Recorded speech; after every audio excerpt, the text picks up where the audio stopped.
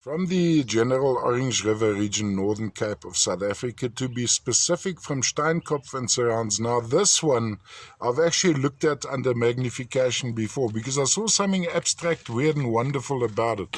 And I think, if I'm not mistaken, when you look into that crystal, let me just see if we can look into the bottom, there are actually needles of epidote sitting inside there, I think, on this particular piece. So this is one of those, wow, there we go. Let's just zoom in on that.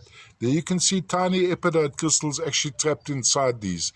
Now the quartzes from Steinkopf, I mean, have just amazed me.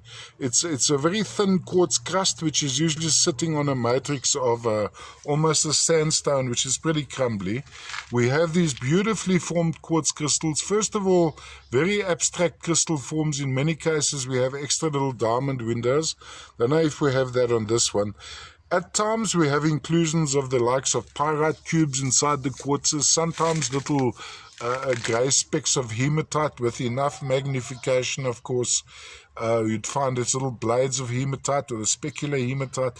In this case, quite rare from this current deposit, there you can see little epidote crystals sitting inside, which actually makes sense about the color, because the color of these is sort of a smoky running into a greenish, running into a clarity, and generally the clarity is that of the alpine quartzes. If you have a look at this particular angle, this one is maybe micro dusted with some hematite across the top.